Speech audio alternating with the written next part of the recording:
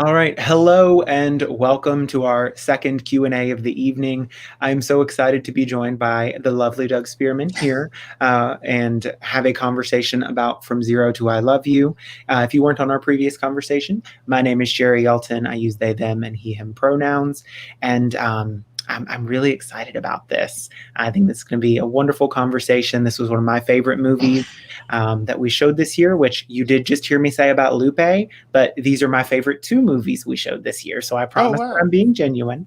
So really excited to have this conversation. But let me grab my document to do the intro.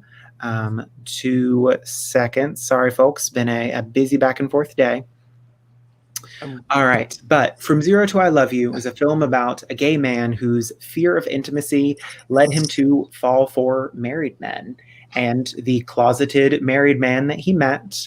And it kind of brings the two of them to deal with their feelings, deal with the baggage that exists in their relationships, in their identities, and come together. And Doug Spearman, joining us on screen, is just casually involved in the movie as the director, the executive producer, and the writer. Has also been a star of many films and TV shows, including a guest role a long while ago on Charmed that I definitely want to ask a question about because that's my favorite show of all time. Uh, Okay. so excited to have you, Doug. Thank you for joining us. You're welcome. Thanks for, can you hear me okay? Yes, can hear you Okay, great. good. Yeah, good. Well, it's really great to be here. It's always an honor to be asked to speak at something as important as a festival. And, on behalf of myself, the crew, and the cast, it's a real honor to be part of this. So thank you very much. Yeah, we appreciate it. So, Doug, I said a little bit about you, but tell us about who you are. Imagine that you're on a first date and you're telling someone about who you are and what you do. What would be the spiel you'd give them? Well, I've been an actor since I was 7. And I started formally training when I was 14. And it was not something my parents wanted me to do. They had other plans. My dad wanted me to be a lawyer. My mother wanted me to be an interior decorator. And Very similar career ideas they had for yeah, you. yeah, very similar. My mother was very clear of the fact that she had a gay kid. And she was always throwing me into situations. She once said to me, "Do you ever realize I talk to you like a sister?" And I was just like, "Mom, really? Like, you couldn't have said brother or friend. You had to say sister." And that, I was very, very fortunate to grow up in a household where my identity as a young gay person was supported and protected. And it still didn't keep me from making some mistakes and some interesting relationship choices. And I've been very, very fortunate. I studied acting and television production in college, and I came out, and I've always worked in the field on one side of the camera or the other for a long time. I was a commercial writer, producer, director, which is where I really learned how to do what I do, aside from being on stage and watching other people do it. And when it was time for me to move beyond acting, I looked for stories that I could tell easily, quickly, and just do some delving. And I've always looked at, especially writing, as a way of getting out and dealing with the things that I don't understand about myself. And From Zero to I Love You is actually based on a series of relationships I had in my 20s and 30s. Very cool. Oh, I think we've lost your audio.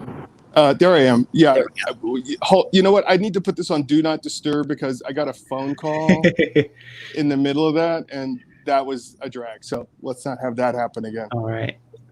Yeah, so that's it. It's based, and it's funny because I just looked at the calendar, and we started shooting From Zero to I Love You this week in 2013. Took Wow.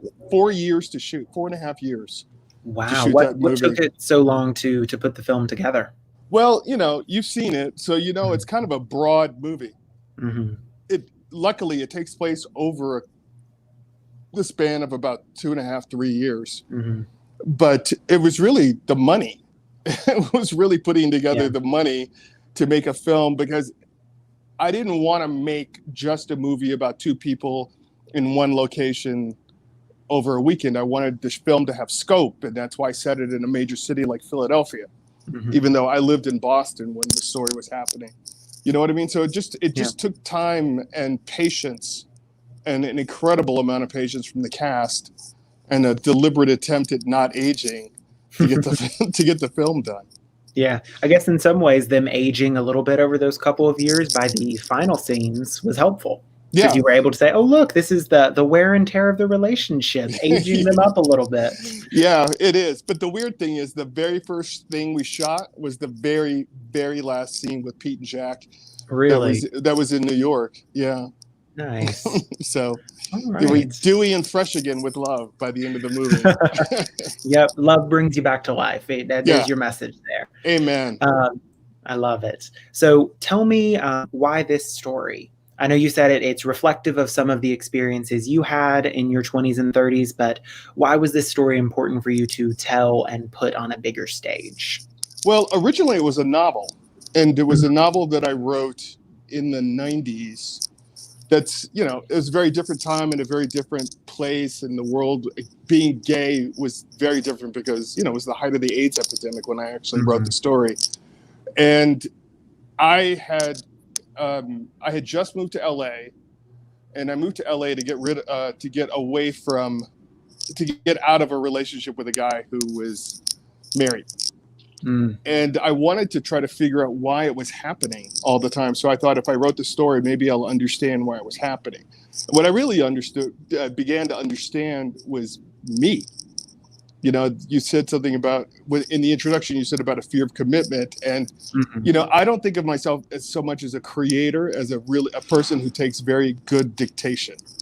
And the characters tend to talk to you. And there was a scene in the movie where Pete's hanging out with his dad and his soon-to-be stepmother, and they tell him that he has a fear of commitment. And I remember typing that and going, "Do I?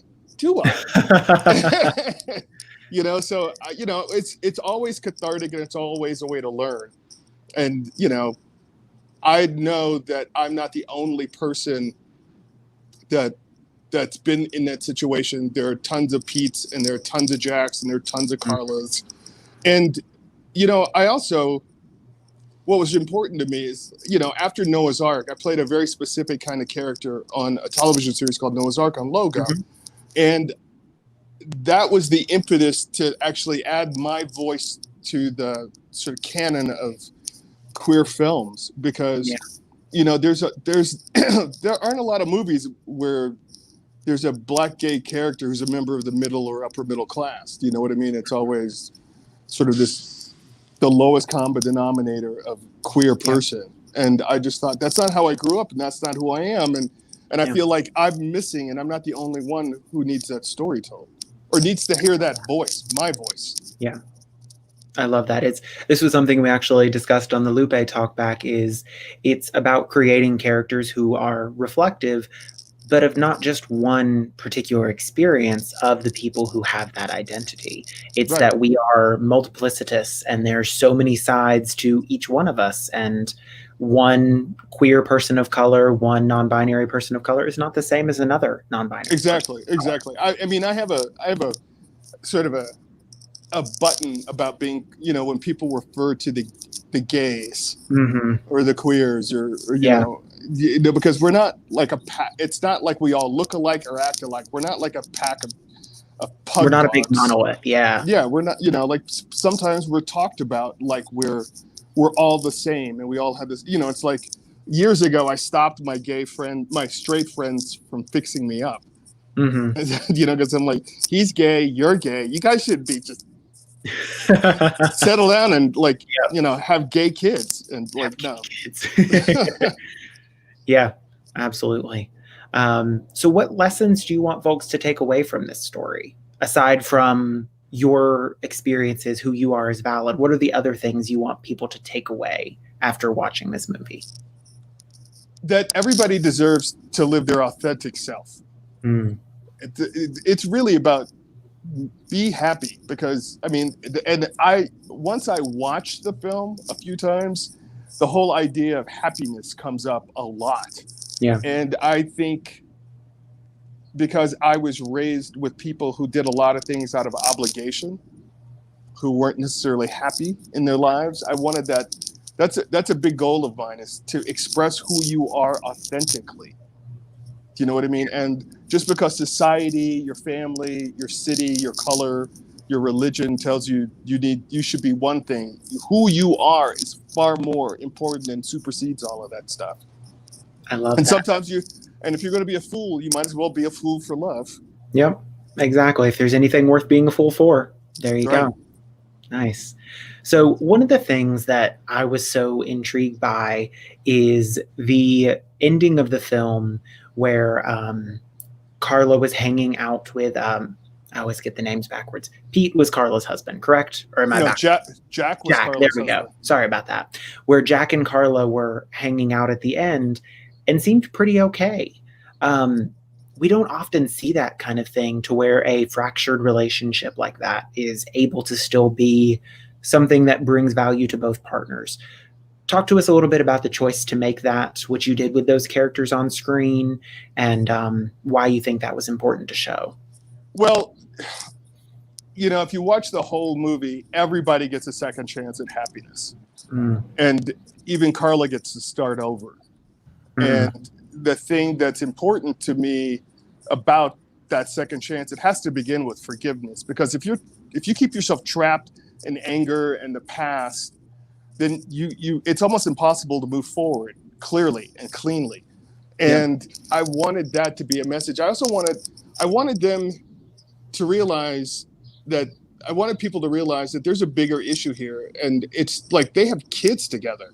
Mm-hmm. Do you know what I mean? They have, by the end of the movie, they have 3 children, and that's important. Like, so what can that relationship be? Because they're going to be tied together forever, so they might as well forgive each other and get on with it. Yeah. And just, well, let me just say this: I was really fortunate to have the ability and the chance to talk to a bunch of people who had gone through what Carla and Jack went through. Mm-hmm. So and a bunch of those friends of mine that were married and separated because the husband decided to come out. Several of them have really great relationships. Yeah. And a lot of it's because of their kids. So I wanted to show, I'm a romantic and I believe in happy endings. I really do. I think even if it's not forever, ever, do you know what I mean? In the moment, choose to be better. Yep. Just choose to be happy. Choose to be better. And a lot of our movies, and it's funny. I was watching a bunch of films this year at various festivals, and the same thing, the same sad, unhappy ending where the people don't end up together. It just, I'm too American for an unhappy ending. Yeah. I really am. Yeah. I want to leave the film satisfied and go, oh, that was great. And hopefully people will believe in the power of love and not give up by the end of this. I love that. You took one of my other questions of why there was a happy ending and answered that. So I like that idea of leaving your viewers going, that makes me feel good. That makes me feel a sense of relief. Afterward. Yeah. Well, in the end, it's, I was read to a lot when I was growing up. Do you know what I mean? Like, my mother read me stories, and I was read to in class, and I still love nothing else than to sit down and have somebody read aloud to me. Yeah. And the stories that I love the most are the ones where, where everybody gets to move forward in a positive direction. Do you know what I mean? Mm-hmm. I want to feel some kind of satisfaction. What did you think of the ending? I liked it. I'm also a sappy romantic. So being there at the end was like, man, I don't want them to not end up together. I want that picture perfect resolution. I like to think of art as a way to see how you want the world to be, not necessarily like the desolation that it too frequently is. Mm-hmm. So I thoroughly enjoyed the sappy goodness that was a middle of the street kiss and then riding off into the distance in a New York cab. Yeah, that was my Doris Day ending of a movie, because we, like shooting it there, it was amazing because we had a police officer with us, but we just we put a crane in the middle of that street. Yeah. And those weren't paid extras. Those were just people going about their lives. Just walking by and watching it. And I was really amazed at how many people just took it for granted. They didn't, some people couldn't see the camera, but they knew these two guys were having a moment, and it was just really lovely. And then we hired a cab and we put them in it, and, they drove off into wherever. Yeah. Going uptown. Or like a block or two down. Yeah. Yeah, exactly. He was going a block or two down. Nice. And what part of the city did you film the scene in? Soho and the Meatpacking District. That's actually right in front of the Gansevoort Hotel in the Meatpacking District in New York. Nice. Yeah, so we shot in LA. We shot a ton of exteriors in Philadelphia to set the scene. Most of the interiors were done in LA. And that's one of the reasons it took so long, is trying to find the right rooms with the right proportions to match East Coast exteriors. Yeah. And also, we shot in Palm Springs, and I owe Keely a lot, because that house that we shot at was actually Keely's mother's vacation home. And by the way, the guy, Shane Johnson, the actor that plays Keely's brother, Carla's brother in that, is actually Keely's husband. It's actually her real life husband, and that's their vacation home. And then we shot in New York. Okay. We shot a bunch of stuff in New York over the course of 3-4 years. Yeah, 4 years. Yeah. Wow. 4 years, 8 months. Okay.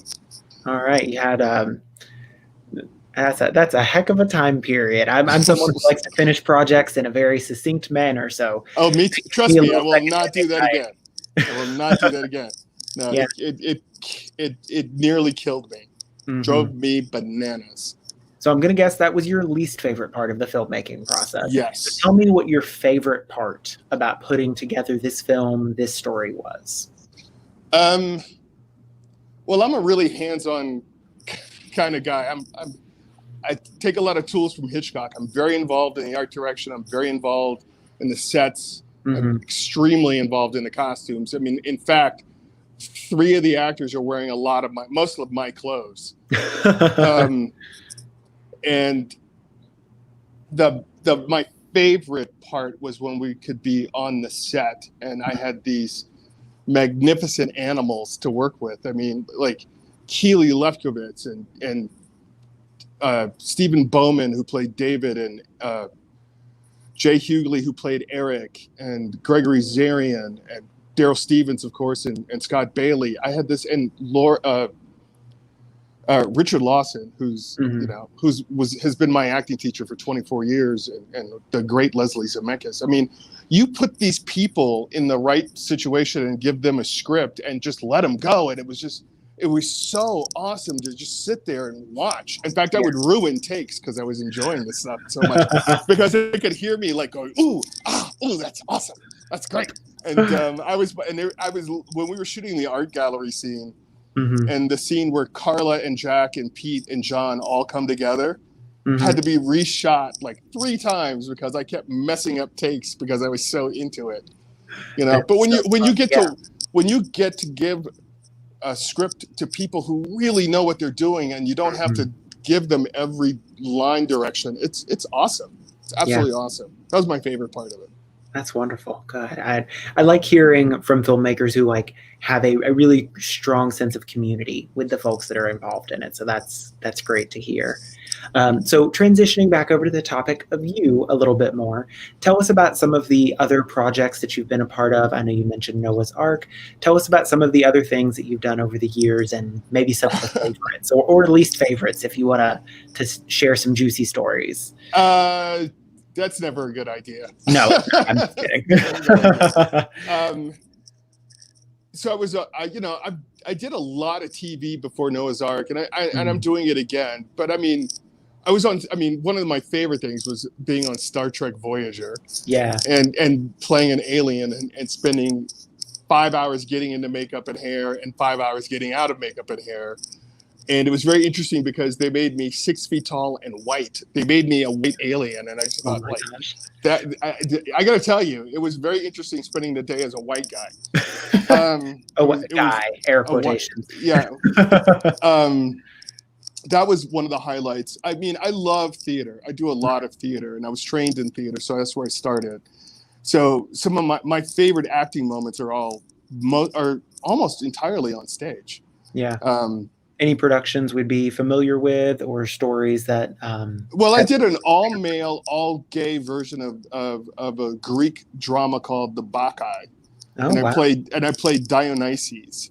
Okay. I basically played the god of gay sex and drugs. Yeah. And we did that for a season in Edinburgh, Scotland. And the funny story about that is that I had a boyfriend at the time who I had no idea had the kinds of jealousy issues that he had. Oh, no. And opening night killed our relationship. Oh, no. Killed our relationship. He was so furious with what was going on stage. I mean, there was no sex, there was no nudity, but there was a lot of groping and touching and kissing. And I just thought, you know what? What's more important to me is the work that I've done since I was 7. Like, you could be replaced, but this is my life. Yep. Right, exactly. So you wanted to talk about Charmed. Yes, Charmed is my favorite show. So tell me about the experience of being in it. So Charmed had just gone on the air. I was in the first season, and I think it's the 3rd or 4th episode. And I play a nurse in the emergency room. Mm-hmm. And Shannon Doherty's character had been in some kind of car accident. And I learned a really big lesson because first of all, we were there, and right before lunch, they found out that the show was going to get picked up for a full season. Oh, great. And then who knew it was? And so there was a lot of celebration. But when you work in television, you have to bring it. Like, there's no rehearsal. There's like, you get a 1-take rehearsal. Mm-hmm. And then you've got to know your lines. And I was on the set, and there was a scene where we're running down a hallway with a gurney with Shannon Doherty on it. Mm-hmm. And the actor playing the doctor had a lot of medical speak, and he could not get it out. And he was almost fired right there on the spot. Oh my gosh. Yeah, they were going to replace him like that. So the thing I learned about work and what you have to bring to the job is that you have to bring everything to the job. And then do your job, hit your mark, say your lines, and go home. Okay. You know, that's it. Good lessons. Yeah. So I mean, I've done a lot of stuff. I was on a show. I was on the Hugh, I want to say Jim Carrey show, but that's not it. Mm. Oh my God, who's the host of Price is Right now? Oh, is it Hugh Carrey? No, it's Drew Carey. You know, Drew Carey. Drew. There we go. I almost said Hugh Carey too. Yep. So I was sort of a permanent extra on the Drew Carey show. Oh, and fun. I'm an easy laugh. Like, I'm an easy laugh. Yeah. And Drew knew he could crack me up. And there was one episode in particular where he, in front of a studio audience, came over and like sort of backed away from who he was talking to, and then turned to me and did the punchline. And because he knew he could break me up, and I just slowly turned to I was leaning against a jukebox, and I just slowly turned to the jukebox and just put my head on it, and I'm just like this because I'm laughing so hard. And it was, you know, just moments like that. Nice. I also almost got fired for laughing through a set on. Do you remember the show Mad TV? I do, yeah. The first time I was in drag on television was on Mad TV. And the guys I was working with were ad-libbing like crazy, and I couldn't keep it together. I was losing it. In fact, I fell out of a chair in drag. And the director was like, "You got to keep it together, Doug, or else we're going to replace you right now." Yeah, that sounds like an intense work environment where it's like, oh, no, just hi. No, thanks for getting in drag. See ya. That's the thing that people don't understand. What you see when you watch a movie or television show is what is the best of what you did, or what works with something else. You don't see all the mistakes and the bloopers and the laughing and I can't freaking really remember my line stuff. Yep. Yeah. Very cool. Thanks for sharing a little bit more about your history too. So now we're going to pivot. Tell us about your future. What are some projects that you're working on or have in the works that you're excited about? Well, so I've got a thriller that is the next thing that I'm going to shoot, and I'm going to shoot. I just moved to New Orleans, and you caught me on a cross. I am literally sitting in a rest stop somewhere outside of Tucson, Arizona, in order to take this call because I just packed up all my stuff in LA and I'm moving it all to New Orleans. And this film it's about a lesbian who gets basically stalked by a straight guy, and with very violent consequences. And I also just came up with an idea that I could shoot Corona-wise for a horror movie, but with black people in a haunted house. And I've always wanted to do something, because I don't know if you've ever been to a movie theater with black people watching a scary movie. We have a very different take on what to do and what not to do. And I want to actually, and I want to bring that into a horror movie. And a friend of mine, I love that. I have a friend who wants to buy an island up north, and I said, "Are you crazy?" And she's like, "It's not really an island. It's just that the road gets covered twice a day with tide." And I'm like, "Do you not realize this is the beginning of every horror movie?" And she's black. And I thought, "Oh, I've got it. I got the whole movie right there in my head." So I'm working on that. I'm actually writing it. Yeah, it's going to be great. It's going to be great. Nice. I'm a big horror junkie, so like both of those sound right up my alley. I look forward to seeing those eventually. Good. Excellent. So let's see. Let me check my questions here. So one of the things that I wanted to ask about from the movie is the will they, won't they style of a relationship that we had and how we went back and forth. So something I like to ask is a takeaway for our audience. Any advice for those kind of relationships and what people should do when they're stuck in that in-between place? Go on with your life. Let it catch up to you. You know, like sometimes I believe that the universe, there's an expression. It says, life is what's happening while you're making other plans. And I think that if you can't get what you want right now, you're going to have to change your tactics. And I learned that making this movie. Yeah. And you know, if you can't do that, then do something else. Figure out something else. Just keep moving, keep motivated. I mean, I became a photographer and built a headshot and portrait business because I needed, like a couple of years ago, I needed photos of the cast to put in frames. Yeah. And I needed some art that we were going to put in the gallery and put on people's walls.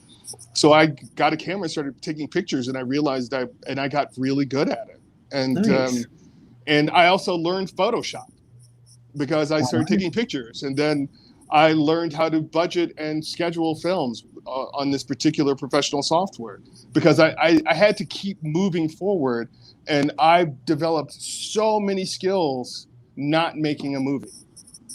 So if you're in a relationship with somebody who's not there, keep moving. If they can catch up and it comes back together, they will, and that's fine. But if not, you have a whole life to live, and you never know who else is going to pop into your life. Very nice. So what advice do you have for folks that want to get into the entertainment industry, that want to get into film, TV, on any side of it? Well, you know, that's a really broad category. I'd say try to, first of all, narrow it down. Do you want to go into the camera department? Do you want to be a script supervisor? Do you want to go into costume, makeup, hair, special effects, visual effects? I mean, figure out what it is that you're passionate about, and then find good mentors and find ways to be around the people who are doing what it is that you want to do. I mean, I was really lucky. I had people, you know, my journey into television started because I had an aunt who had a TV show, and not everybody's going to be lucky enough to have a family member who'll bring you on a set, but like figure out what it is you need to do and then go to the place where that is happening and try to get in. And I've written people I've written people and said, "Hey, I would love you to mentor me, or can I have a conversation with you?" And sometimes it's a no, and sometimes it's no answer whatsoever. But then, you know, I got invited on the set by Ava DuVernay 2 years ago when she was making A Wrinkle in Time, and I got to meet Oprah, Chris Pine, Oh my God. Reese Witherspoon, and sit with Ava through the whole day. Do you know what I mean? And That's amazing. when Oprah Winfrey walks up to you dressed as a witch, Yep. and Mindy Kaling was there, and Oprah walks up to me, and who are you?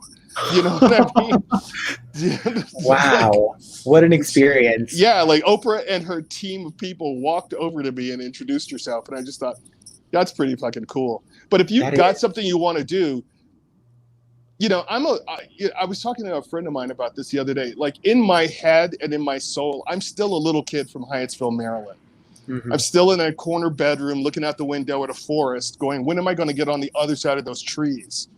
And with some persistence and some balls and some luck and doing it even when you're afraid, you can get over whatever trees it is you want to and go find the life that you want.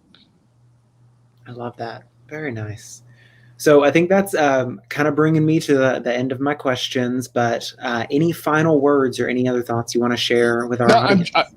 I really appreciate the fact that people, the response for this film has been huge for me and really gratifying. And I appreciate, you know, programmers like you guys putting us in a place where more and more people can see it and experience it and hopefully walk away happy at the end of the day. Absolutely. Well, Doug, thank you so much again for joining us. It's been a pleasure chatting with you. If you're ever in Charlotte, make sure you let us know. We'd love to see you in person, hopefully have you absolutely. Reel Out in person one day. I've been looking for a good queer horror movie, so when you make those, shoot me an email and we will have you at the film festival, I promise you. Okay. But thank you so much again. Thank you to our sponsors, K&L Gates, American Airlines, PFLAG Charlotte, EY, Bright House Financial, and the Freedom Center for Social Justice. Without these wonderful folks, we couldn't have this film festival. And this was our final programmed activity of Reel Out Charlotte, but Reel Out is not over. You can still watch movies now through Sunday of this weekend at reelout.org. Tickets are available now with a pay-what-you-can option to make sure that everyone can watch movies while they're at home. So thank you so much again, Doug. Great talking with you, and I hope everyone has a great night. Bye.